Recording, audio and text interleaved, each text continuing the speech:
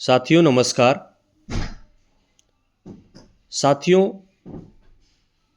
अगर आप UGC net qualified हैं, पीएचडी हैं, तो आपके लिए यह वीडियो विशेष रूप से बनाया गया है। साथियों 2026 असिस्टेंट प्रोफेसर बनने के लिए बहुत ही सुनहरा वर्ष है। अगर आप कई वर्षों से असफल हो रहे हैं और असिस्टेंट प्रोफेसर नहीं बन पाए हैं, तो मैं आपसे निश्चित रूप से दावे के साथ कह सकता हूं कि 2026 आपके लिए गेम चेंजर ईयर साबित होगा, क्योंकि चाहे यूपी हो चाहे बिहार हो, दोनों जगह असिस्टेंट प्रोफेसर की बम्पर वैकेंसी आपको 2026 में देखने को मिलेगी। साथियों, आज के वीडियो को मैं 5 बिंदुओं के अंतर्गत विभाजित करके देखूंगा और आपको समझाऊंगा कि कैसे कहाँ क्या चांसेज है। सबसे पहला बिंदु आज की वीडियो का, साथियों पहला बिंदु है, सबसे पहली वैकेंसी आपकी यूपी में अगर देखा जाए तो विज्ञापन संख्या 52 के अंतर्गत 1200 प्लस पद आपके एकदम रेडी हैं और संभावना है कि फरवरी में आपके विज्ञापन जारी हो जाए।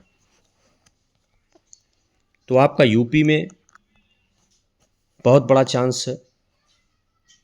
दूसरा, बहुत बड़ी खुशखबरी के रूप में आपको बिहार प्रदेश में भी असिस्टेंट प्रोफेसर की बम्पर वैकेंसी लगभग 4000 प्लस पद देखने को मिलेंगे। साथियों, इतनी बड़ी संख्या में पद जल्दी आते नहीं हैं, तो बिहार राज्य में भी असिस्टेंट प्रोफेसर बनने के लिए यह वर्ष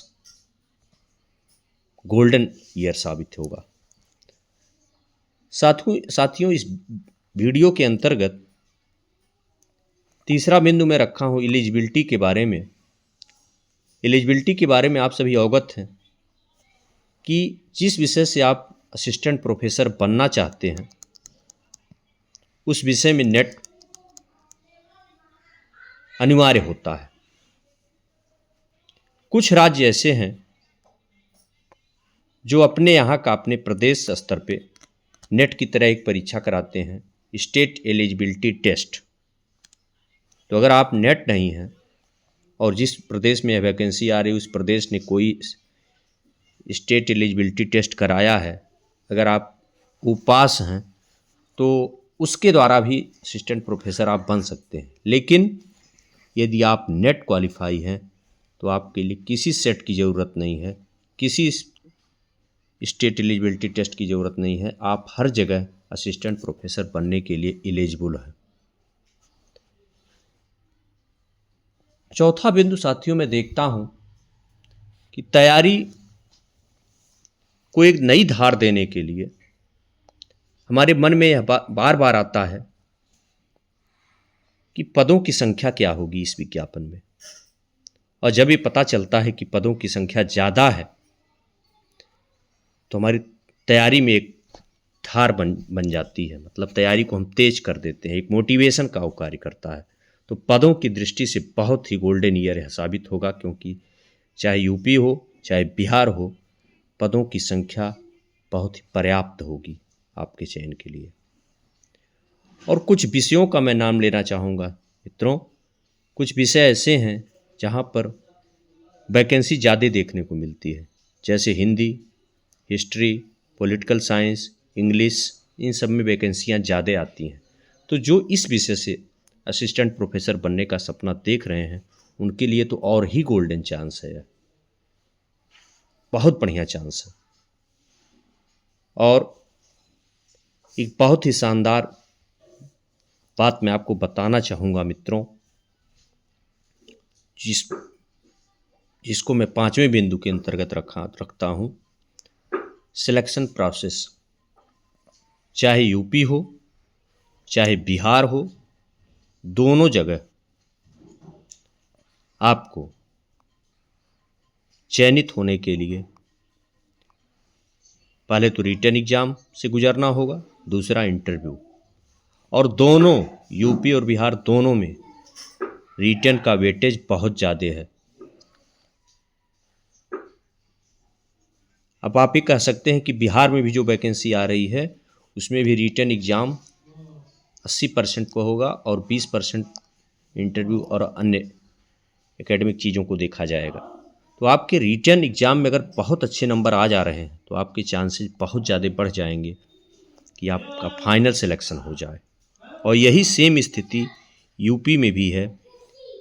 यूपी शिक्षा सेवा आयोग से जो वैकेंसी असिस्टेंट प्रोफेसर की आ रही है उसमें भी एक रिटन एग्ज़ाम है ऑब्जेक्टिव और प्लस इंटरव्यू। अगर आपका रिटन भी बहुत अच्छा क्वेश्चन चढ़ा हुआ, बहुत अच्छा आप किए हुए हैं, तो आपके फाइनल सिलेक्शन के चांसेस बढ़ जाते हैं।